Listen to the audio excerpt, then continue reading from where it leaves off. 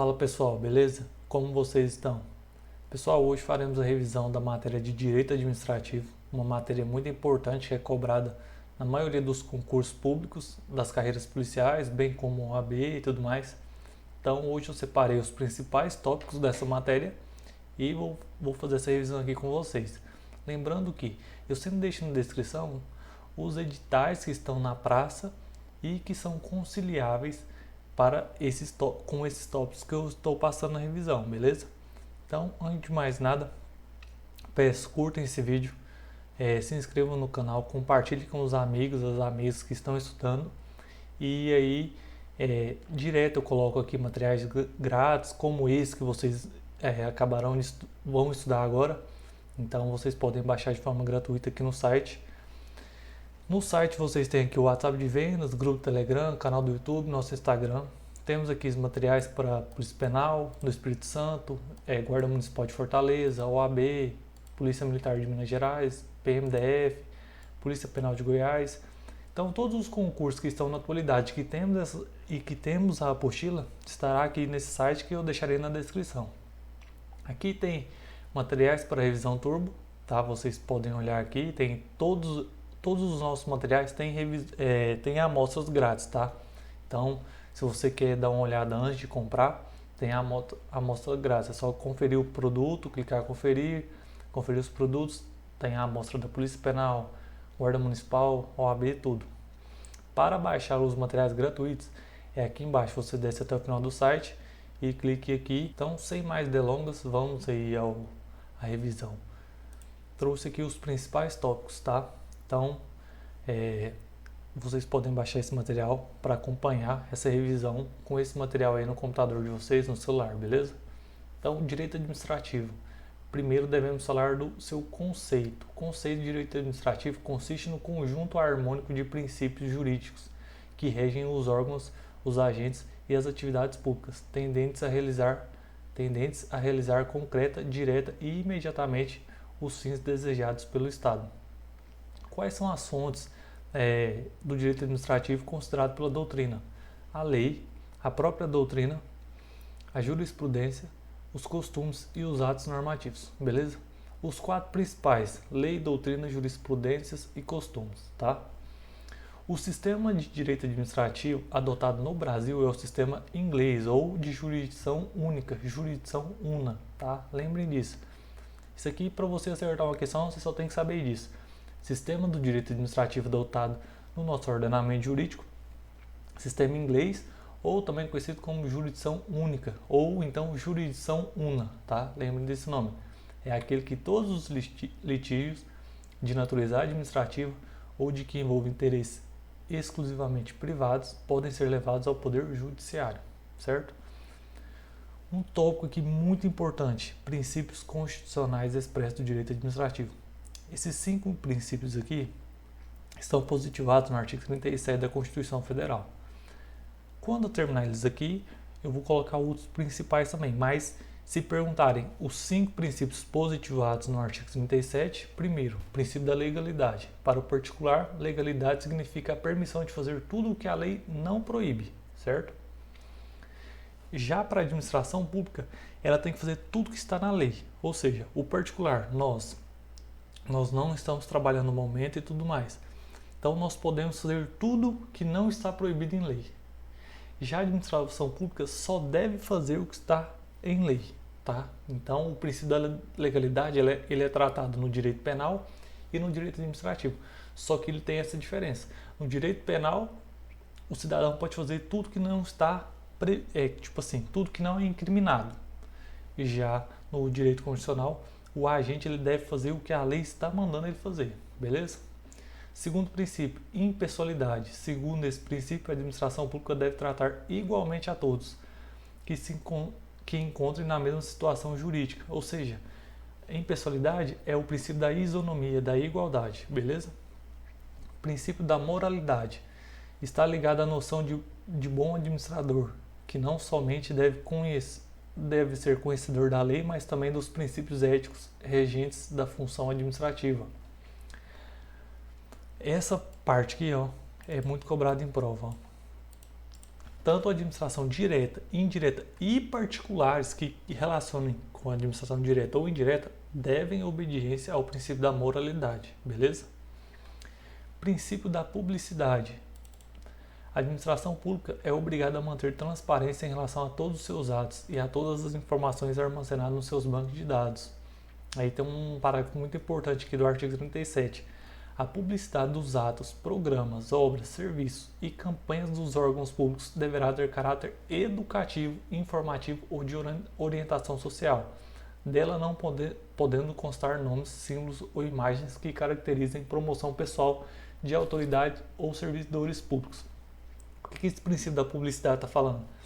Que já viu quando isso acontecia muito antigamente, hoje é mais difícil de ver. Antigamente, um prefeito da cidade ia lá construir um prédio e nesse prédio ele fazia um hospital com dinheiro público, né, do município.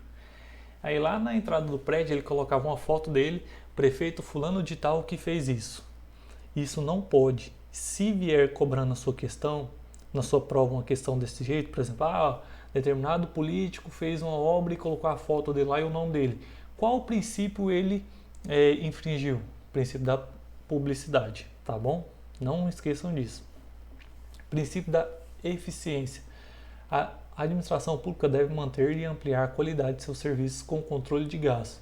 Então, ele deve fazer mais com menos, né? Deve ser eficiente. O núcleo desse princípio é a procura por produtividade e economicidade. Alcança os serviços públicos e os serviços administrativos internos, se referindo diretamente à conduta dos agentes.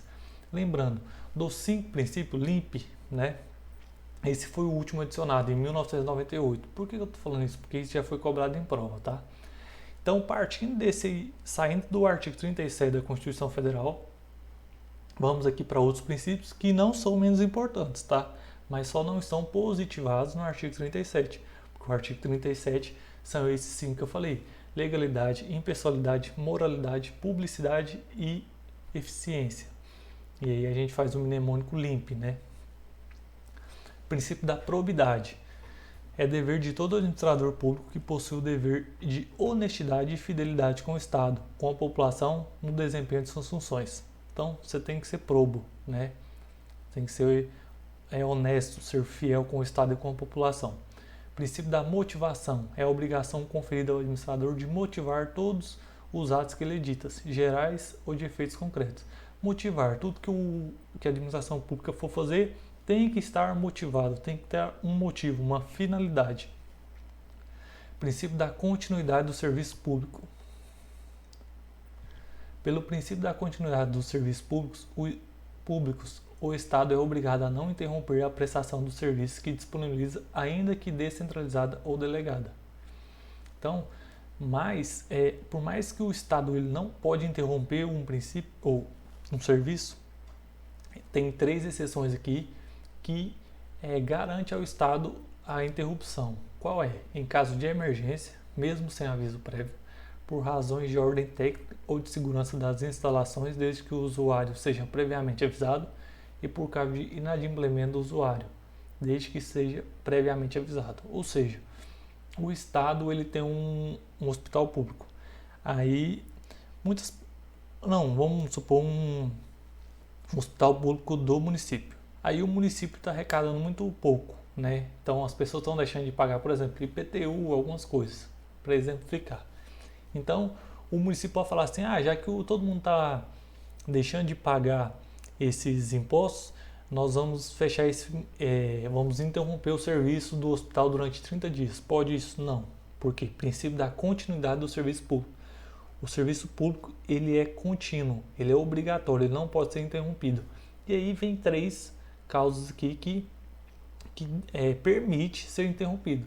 Em caso de emergência, razões de ordem técnica ou segurança das instalações, inadimplemento do usuário, ou seja, o cara está deixando de pagar a luz.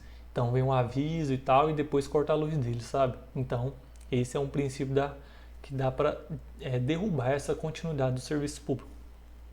Princípio da tutela e da autotutela da administração pública, muito importante também. Em matéria de controle administrativo, os termos tutela e autotutela não se confundem.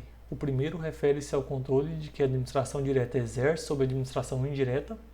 Já a autotutela corresponde ao poder que a administração tem de rever os seus próprios atos para revogá-los ou anulá-los, sinônimos para a tutela. Então, o princípio da tutela tem outros nomes que pode ser cobrado na prova: tutela administrativa, controle finalístico, supervisão ministerial, tá? Então, eu trouxe duas súmulas aqui, vocês leem elas, tá? Destaque aqui, que são muito cobrados em provas. Princípio da razoabilidade e proporcionalidade.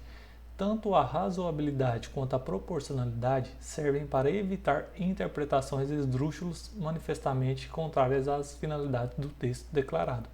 Ou seja, o que a administração deve fazer deve estar previamente expressa sem nenhuma contradição. Tá? Isso é para evitar interpretações diferentes. Supremacia do interesse público sobre o privado. Na maioria das vezes, a administração, para buscar de maneira eficaz tais interesses, necessita de se colocar em um patamar superior em relação aos particulares. Ou seja, é igual aquele ditado, né? O bem geral prevalece ao particular. Então, o bem comum, né, que várias pessoas querem, prevalece ao bem particular. Prestem atenção. Questões de direito administrativo, não estou falando que são fáceis, mas muitas das vezes, se você ler bem o nome, se você ler bem os princípios e tudo mais, você mata alguma questão mesmo sem saber o contexto ali. Mas você sabendo ali interpretar o nome, você já pode acertar a questão. Princípio da finalidade pública. A administração pública foi criada para atender os interesses da coletividade e quando há fuga desses objetivos, ocorre o desvio da finalidade. O que é isso? O princípio da finalidade. Tudo o que eles estão fazendo tem que ter um fim, ou seja, a administração requisitou a construção de tal prédio. Para quê? Tá? Então a administração nunca vai construir um prédio sem saber o que fazer. Então tem que ter um fim, um objetivo a ser alcançado. Lembre-se, no meu material eu coloco questões do assunto estudado, ou seja, se você clicar aqui em cima, você vai ser direcionado a uma questão no site do Que Concurso. Lembrando, eu não ganho nada do Que Concurso, mas eu indico vocês assinarem a assinatura premium lá, porque é um site mais em conta e eu gosto da qualidade deles, tá? Então, se vocês clicarem aqui, vocês vão ser direcionados para as questões desse assunto que acabamos de estudar. Poderes administrativos. Outro tópico muito cobrado. O Estado possui papel central de disciplinar a sociedade. Como não se pode fazê-lo sozinho, constitui agentes que exercerão tal papel. No exercício de suas atribuições, são conferidas prerrogativas aos agentes indispensáveis à consecução dos fins públicos, que são os poderes administrativos. Em contrapartida, surgirão deveres específicos, que são deveres administrativos. Os poderes conferidos à administração surgem como instrumentos para a preservação do interesse da coletividade. Caso a administração se utilize desses poderes para fins diversos de preservação de interesse da sociedade, estará cometendo abuso de poder, ou seja, incidindo em ilegalidade. Nesse caso, o Poder Judiciário poderá efetuar controle de atos administrativos que impliquem em excesso ou abuso de poder. Poder vinculado, o que é isso? É quando a administração só pode fazer uma coisa, ou seja, está vinculada à lei. Então ele não tem autonomia de escolher a vontade A ou a vontade B. Ele tem que fazer aquilo que está escrito. Diferentemente do poder discricionário. O próprio nome já fala. Então é igual eu falei para vocês. O nome já fala muito. Vinculado. Eu estou vinculado àquilo ali. Eu tenho que fazer aquilo. Discricionário. O que é discricionariedade?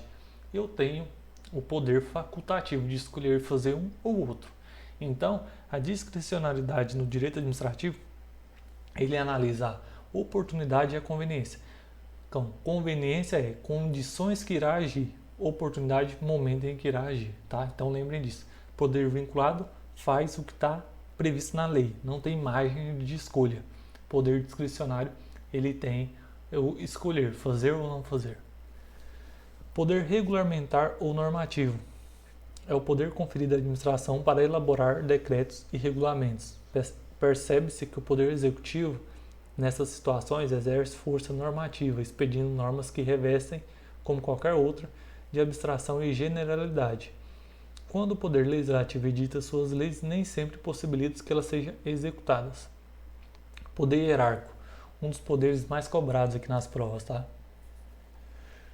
Hierarquia é o escalonamento em plano vertical. O que é verticalidade? É olhar de baixo, de cima para baixo, tá? Então, poder hierárquico. Eu sou superior hierárquico a um agente, certo? Poder em plano horizontal. Horizonte é assim, então vertical é assim. Então, lembre-se desse nome, porque muitas vezes lá o examinador coloca hierarquia é o escalonamento em plano horizontal, não é vertical, tá? O superior manda no inferior, dos órgãos e agentes da administração que tem como objetivo a organização da função administrativa, e não poderia ser de outro modo. Tantas são as atividades a cargo da administração pública que não se poderia conceber sua normal realização sem a organização em escalas dos agentes e dos órgãos públicos. O poder hierárquico não se manifesta em pessoas jurídicas distintas. Ou seja, eu sou a pessoa jurídica X, então eu sou superior na pessoa jurídica X. Eu não sou superior na pessoa jurídica Y, tá? Então eles não confundem, beleza? Então, ademais, os institutos da delegação e avocação decorrem do poder hierárquico. Preste atenção nesses dois institutos. Delegação, quando você delega, tá? Como eu falei, o nome já diz muito. Eu delego a minha função. Avocação, eu pego a função dele para eu fazer, eu avoco para mim, tá? Então vou explicar. A autoridade transfere parte de suas atribuições para que outro agente pratique em seu lugar.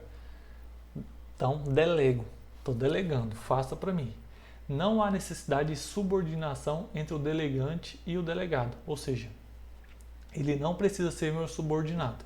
Já na avocação, eu só posso pegar algo do meu subordinado. Eu não posso, por exemplo, pegar algo de alguém superior a mim. Eu vou fazer um ato de alguém que só um superior meu pode fazer. Não, eu posso fazer algo que um inferior a mim pode fazer, tá? Eu não posso avocar algo que o meu superior faça, tá? Quando uma autoridade chama para si ato que seria do seu subordinado, há necessidade de subordinação, ocorre somente em situações excepcionais e temporárias. Delego, delegação, delego para fazer. Avoco, eu pego para mim fazer, tá? Não esqueçam disso. Poder disciplinar. Trata-se da decorrência do poder hierárquico. Muitas pessoas confundem os dois, tá? Disciplinar é para aplicar as medidas. Por exemplo, processo administrativo disciplinar, né? Aplicar uma sanção. O poder hierárquico não aplica sanção. O poder hierárquico é para escalonar. Disciplinar é para efetivar e aplicar, tá? Trata-se de decorrência do poder hierárquico, pois a hierarquia que permite aos agentes de nível superior fiscalizar os subordinados, tá? Assim, o poder disciplinar é o poder conferido à administração para aplicar sanções aos seus servidores que pratiquem infrações disciplinares. Quem vai aplicar sanção para mim? Em mim? O meu superior hierárquico. Então, ele é superior hierárquico. A hierarquia deixa ele aplicar, mas a aplicação vem do poder disciplinar, tá? Não confunda. Ademais, é válido ressaltar que o poder disciplinar também alcança os particulares que têm vínculo com a administração na execução das suas tarefas, tá? Então, o cara não é funcionário público, mas ele tá vinculado à administração ali porque está prestando um serviço, o poder disciplinar alcança ele, tá? Poder de polícia, esse é o top 1 mais cobrado, tá? Prestem muita atenção.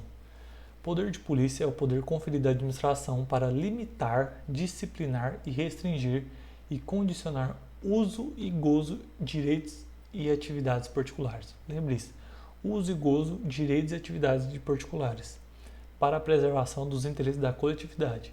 E ainda é fato gerador de tributo, tá? Essa parte aqui ela é mais complexa, que ele é fato gerador de tributo, notadamente a taxa, não podendo ser gerador de tarifa, tá? Mas não é isso que eu quero que vocês entendam.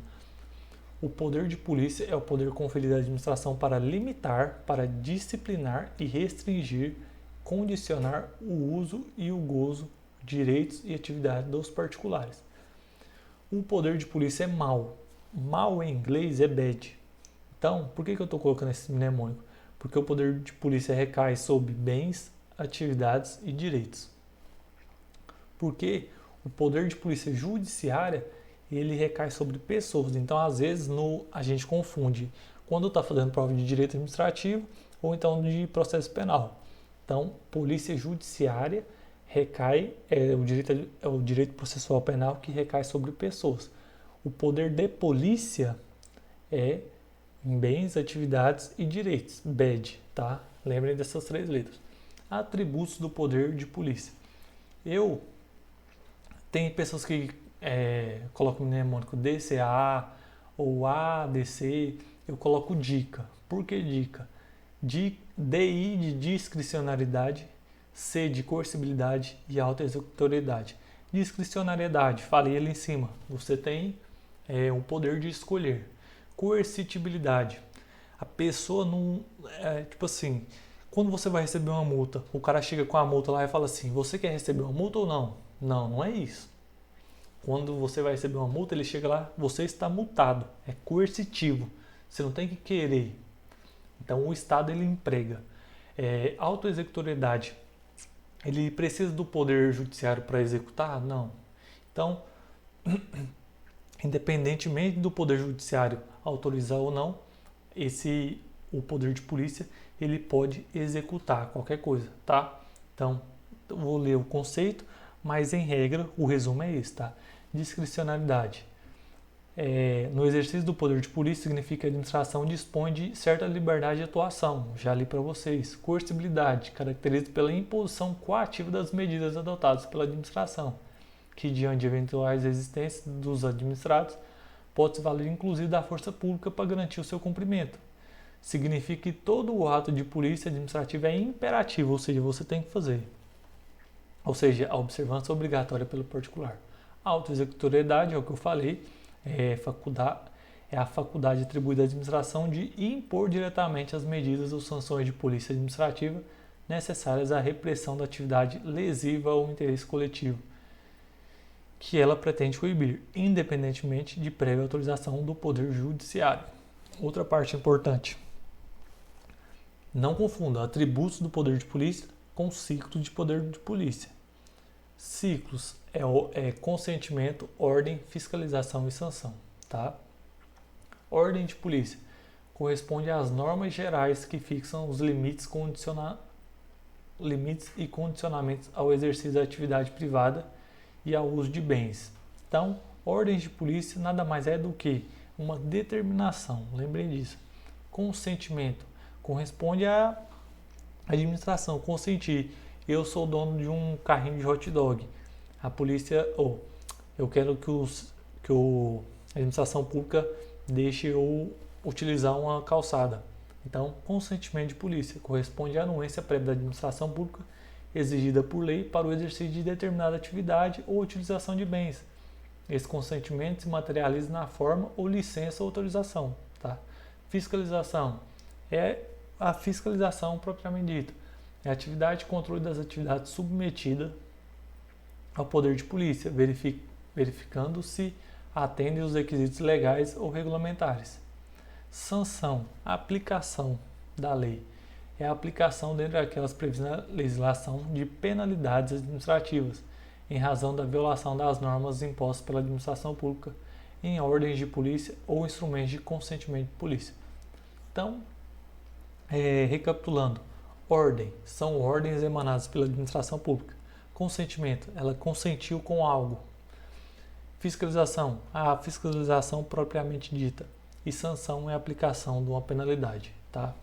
Abuso de poder. Havendo poderes, naturalmente será possível o abuso deles. O abuso de poder é a utilização inadequada por parte dos administradores das prerrogativas a eles conferidas no âmbito dos poderes da administração, por violação expressa ou tácita da lei. O abuso de poder divide-se em excesso de poder e desvio de poder, lembrem-se disso. Às vezes é cobrado. Excesso de poder, o agente atua fora dos limites de sua competência, ou seja, ele não é competente para aquilo, mas ele excede, diferentemente do desvio. Ele desvia da finalidade. Por exemplo, ele é competente para aquilo, mas ele faz para prejudicar uma pessoa. Então ele desviou, tá? Desvio de poder é uma coisa. Então desvio é eu tenho uma finalidade, mas eu utilizo outra para prejudicar um agente, por exemplo. Eu começo a dar multa nele. Excesso de poder, eu não posso dar multa, mas eu aplico a multa. Então, no excesso, eu ajo fora da minha competência. No desvio, eu ajo dentro da competência, mas eu desvio a finalidade dessa aplicação minha. Por exemplo, no exemplo que eu citei, tá? Como eu disse anteriormente, as questões desse tópico estão aqui. Terceiro tópico muito importante, atos administrativos. O ato administrativo nada mais é que uma declaração unilateral da vontade do Estado ou de quem o represente, no exercício de sua função administrativa de nível inferior à lei, com a finalidade de atender ao interesse público. Então lembre-se, o direito administrativo tudo tem a finalidade de atender a coletividade, tá? O interesse público. Requisitos ou elementos de validade dos atos administrativos. É muito importante isso aqui. Eu chamo de COFIFOMOB. Competência, finalidade, forma, motivo e objeto. Lembrem disso. Quais são os requisitos? Não, por favor, não confundam. Logo mais eu vou ler ali quais são os atributos dos atos administrativos, que tem outro mnemônico, que é o PAT. Agora eu vou explicar para vocês. Aqui, quais são os requisitos ou elementos de validade dos atos. Requisitos ou elementos de validade dos atos. COFIFOMOB, competência, finalidade, forma, motivo e objeto. Esses nomes já falam por si só, tá? Agora vocês vão ver. Diferentemente dos atributos ou prerrogativos dos atos administrativos. Então, não confunda isso. Elementos de validade é uma coisa. Atributos e prerrogativas são outras coisas, tá? Competência é o poder atribuído ao agente público para a prática de seus atos. Ou seja, o agente público ele é competente para aquilo, então pronto, acabou. Gente, eu coloquei aqui 2 bizu, atos indelegáveis. Lembra que eu falei lá em cima que não pode, o poder hierárquico tem um subprincípio ali que é a delegação. Que ele delegar algumas coisas. Quais são os atos indelegáveis? Tem um mnemônico cenoura, é muito mnemônico, mas no decorrer dos estudos isso fica fácil. O que ele não pode delegar? Competência exclusiva, ou seja, eu sou o único que pode fazer isso, então eu não posso delegar. Atos normativos e recursos administrativos, tá? A competência é intransferível e irrenunciável, mas a execução do ato pode ser delegado para agentes ou órgãos da mesma ou de inferior hierarquia, ou mesmo uma avocada para agentes ou órgãos subordinados. Competência é a mesma coisa que titularidade. Vocês veem como que o estudo como vocês vão pegando as coisas. Esse bizu 2 aqui eu já li, vocês já entenderam, você já sabe o que é avocação, você já sabe o que é delegação. Então, às vezes, antes de começar esse vídeo aqui, você nem sabia. Agora você já viu eu lendo aqui, você já lembrou. Delegação, eu deleguei, avocar eu estou pegando para mim. Então, não tem segredo o estudo, tá? É repetição e resolução de questões. É assim que você será aprovado na prova que você almeja. Finalidade, já li ali anteriormente, pode ser compreendida em 2 sentidos. No sentido em que o ato deve sempre atender o interesse público e que o ato deve atender o fim específico para o que ele foi criado. A administração não constrói um prédio sem saber o que vai fazer. Forma é como o ato se materializa. A forma é a exteriorização da vontade administrativa, que em regra é escrita, mas pode ser praticada de modo verbal, por gestos, sons, placas ou meios mecânicos. Motivo. Qual é o motivo? O motivo é a situação de direito ou de fato que autoriza a prática do ato administrativo, podendo ser uma situação fática ou estar prevista em lei. Beleza? Objeto, também denominado por alguns autores de conteúdo. Qual é o conteúdo disso? Qual é o objeto? É a alteração do mundo jurídico que o ato administrativo se propõe a processar. Significa, como informa o próprio termo, o objetivo imediato da vontade exteriorizada pelo ato, a proposta, enfim, do agente que manifestou a vontade com vistas a determinado alvo. Então, estudem, leiam isso aqui sempre, tá? Essa revisão aqui é muito importante, eu trouxe para vocês os principais tópicos. Lembre, requisitos ou elementos para validar o ato. Competência, finalidade, forma, motivo e objeto. Agora nós vamos para as prerrogativas, também conhecidas como atributos. Prerrogativas ou atributos. O mnemônico é PAT, presunção de legitimidade. Todo ato administrativo presume-se que ele é verdadeiro. Tá? A administração não deve provar, esse ato ele é verdadeiro. Não. Presume-se que ele é verdadeiro. Autoexecutoriedade, nós já lemos anteriormente. Ele executa sem precisar de ninguém. Tipicidade, tem que estar previsto na lei. Imperatividade, nós lemos também. Ele não pergunta se você quer, ele só aplica. Tá? Então, presunção de legitimidade diz respeito à conformidade do ato com a lei. Em decorrência desse atributo, presume-se, até provar em contrário, que os atos administrativos foram emitidos em observância da lei, ou seja, os atos são legais. Os atos administrativos gozam de presunção relativa de legitimidade e veracidade. Não é presunção absoluta. Tá? Autoexecutoriedade significa a execução direta do ato administrativo pela própria administração, independentemente de ordem judicial. Lemos anteriormente já. Tipicidade. Ele deve agir estritamente como manda a lei, ou seja, para cada finalidade tem um ato administrativo específico, já definido por lei, presentes apenas nos atos unilaterais. Então, tipicidade no direito penal, você já sabe, né? O que é tipicidade? Tem que estar previsto em lei, há a previsão de lei, tá? Imperativo é o poder que tem a administração de impor o ato administrado, independentemente de sua concordância. Uma multa, vai chegar e perguntar se você quer receber a multa? Não, ele é imperativo. Extinção, desfazimento e sanatória. Aqui eu trouxe para vocês formas de extinção do ato administrativo. Por quê? É um assunto muito cobrado. Quais são as formas de extinção?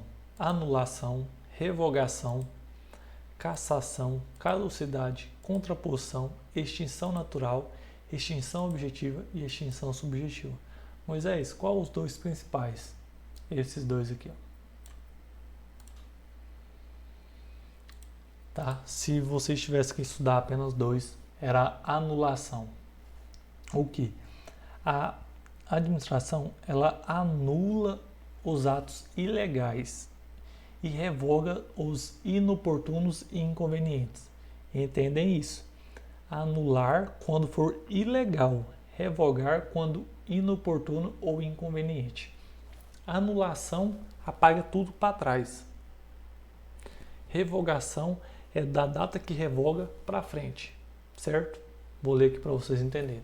Anulação é a extinção do ato administrativo considerado ilegal pela própria administração, de ofício ou pelo Poder Judiciário. Possui efeitos ex tunc. Coloquei T de testa. Se você dá um tapa na sua testa, você volta para trás. Então, quando anula, todos os atos para trás são anulados. A revogação é ex nunc. N. Aqui, ó. Efeitos ex nunc. N de nuca. Quando você bate na nuca, você vai para frente. Então, esse mnemônico que eu coloquei para vocês não esquecerem. A anulação, ex tunc, testa, T de testa, para trás. Então, você bate na testa, você volta para trás. Então, todos os atos para trás são anulados. Revogação é quando a administração pública não pretende mais, ele pretende revogar um ato porque ele se tornou inconveniente ou importuno. Tá? Então, quando revoga, ex nunc, bate na nuca, vai para frente. Então, ele só vai revogar daqui para frente. Ele não vai possuir mais efeitos, diferentemente da anulação, que ela vai acabar com todos os efeitos que ela tinha causado. Beleza? Cassação é a extinção de um ato administrativo válido devido ao descumprimento das condições por parte do favorecido pelo ato. Caducidade é a extinção do ato administrativo por causa de uma nova lei que torna a lei anterior incompatível. Contraposição é a extinção de um ato administrativo válido quando o outro ato produz efeito contrário. Extinção natural, quando o prazo do ato administrativo termina. Extinção objetiva, quando desaparece o objeto. Subjetiva, quando desaparece o destinatário. Desfazimento e convalidação sanatória não é tão importante como a anulação, tá? Mas aqui, desfazimento, quando os atos administrativos forem inconvenientes ou importunos, ilegais ou ilegítimos, podem ser extintos através de revogação, anulação e convalidação. Convalidação sanatória ocorre quando o ato administrativo possui um vício sanável e, caso for extinguir, poderá trazer consequências aos destinatários e ao poder público ou ao público. Na convalidação não tem efeitos retroativos. A administração poderá aproveitar os atos administrativos com vícios superáveis, de forma a confirmá-los no todo ou em parte. Ou seja, um ato que seria revogado e a administração vê que trará muito prejuízo, ela convalida. Um ato ilegal que caso fosse, um ato ilegal que caso fosse anulado, traria muitos prejuízos para a administração, ele pode ser convalidado, tá? E por último e não menos importante, responsabilidade civil do Estado. A responsabilidade civil do Estado é um assunto que em quase todas as provas é cobrado, tá? Então é um tópico que vocês que merecem bastante atenção. Entende-se por responsabilidade civil do Estado ou da administração como sendo a obrigação legal da Fazenda Pública de ressarcir terceiros pelos danos patrimoniais que lhe foram causados por atos comissivos, ou atos de fazer, ou omissão, atos de não fazer, materiais ou jurídicos, lícitos ou ilícitos dos agentes públicos no desempenho de suas funções ou a pretexto de exercê-las. Moisés, dê um exemplo. Eu estou na minha viatura e estou correndo atrás de um ladrão. Eu bato a viatura num carro de um particular. A responsabilidade do Estado, a responsabilidade civil do Estado é objetiva, tá? O Estado tem que arcar com esse dano. E aí, vamos exemplificar aqui. Eu estou na minha viatura correndo atrás de um bandido. Eu bato num carro de um particular. O particular foi lesado ali em R$5.000, um exemplo. Ele vai cobrar de quem? De mim? Policial? Não. Ele vai entrar com uma ação contra o Estado e o Estado vai pagar ele. Se o Estado achar que eu agi com dolo ou culpa, o Estado vai me cobrar. Então, a relação é eu e o Estado e o agente que sofreu o dano, tá? Então, o cara nunca vai entrar com ação contra eu. Por quê? Eu, enquanto policial, eu sou o Estado, tá? Por isso que a gente fala que o policial chegando na sua casa é o Estado que está ali. Porque tudo que ele fizer, o Estado que será responsável. E se o Estado achar que ele errou, teve dolo, teve culpa, aí o Estado conversa com ele, tá? Mas é sempre essa, por isso que a gente fala, é objetiva. O cara que teve o patrimônio ali, que sofreu dano, e o Estado, objetiva. O Estado e eu, subjetiva, tá? Não confunda. Teoria do risco administrativo, teoria adotada no Brasil, conhecido também como risco criado ou suscitado, baseia-se no risco que o Estado causa a seus administrados. A administração tem a obrigação de indenizar a vítima pelo ato danoso e injusto que lhe foi causado, não sendo necessário a vítima provar culpa dos agentes ou falta de serviço. Vocês entenderam o exemplo que eu dei? Diferentemente, aqui é o artigo 37, parágrafo 6º, as pessoas jurídicas de direito público e as de direito privado, prestador de serviços públicos, responderão pelos danos que seus agentes nessa qualidade causarem a terceiras, assegurado o direito de regresso contra o responsável em caso de dolo ou culpa. É o exemplo que eu dei aqui para vocês. O Estado responde pelos danos e ele é assegurado o direito de regresso, né? Eu bati a viatura no carro de um particular, o Estado, aí ele é assegurado o direito de regresso contra o responsável em caso de dolo ou culpa, beleza? Teoria do risco integral. A administração tem o dever de ressarcir todo e qualquer ato danoso causado à vítima, ainda que essa tenha dolo ou culpa. Por quê? Essa teoria é a qual a administração responde independentemente de dolo ou culpa. Irá responder de qualquer jeito. Esse exemplo aqui é danos ambientais, danos derivados de guerras, tipo aquele lá de Brumadinho, sabe? Aquela barreira lá e tal, que quebrou, que estourou. Esse aqui é uma teoria do risco integral. Independente de dolo ou culpa, o Estado tem que ressarcir o pessoal lá, entendeu? As pessoas que foram lesadas. Ação de reparação do dano, particular e administração. Qual que era? Objetiva ou subjetiva? O que eu falei para vocês? Particular, que é o cara que é o dono do carro, e a administração objetiva. A administração e agente público, subjetiva, tá? Não esqueçam disso. Então, gente, eu vou deixar esse material disponível para vocês. Vocês podem ler quantas vezes quiserem. Responde as questões, como vocês verem aqui, ó, no final coloquei mais questões também. Então, eu trouxe aqui os principais assuntos de direito administrativo. Espero que vocês gostem. Curtam esse vídeo, compartilhem se vocês gostaram. E caso vocês não possuam material, nós temos aqui, eu apresentei o site para vocês, deixarei o link aí na descrição, é só vocês entrarem.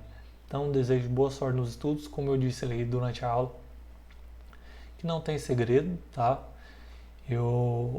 As provas que eu fui aprovado, eu digo para vocês, eu nunca fui um aluno inteligente, nunca fui um gênio, não gostava de estudar, mas chega um momento da vida que você fala assim, cara, para quem nasceu pobre, igual eu nasci pobre, a única forma é estudar, tá? Óbvio, tem investimentos e tal, beleza, não é meu caso, nunca quis investir, sempre almejei concurso público quando eu pensei em ter uma qualidade de vida melhor. Então, é estudar, então não tem segredo. É a leitura do PDF, resolução de questões. Quando você pode assistir uma videoaula? Quando a matéria estiver muito difícil, você vai lá assistir uma videoaula para dar uma clareada, mas a base é isso.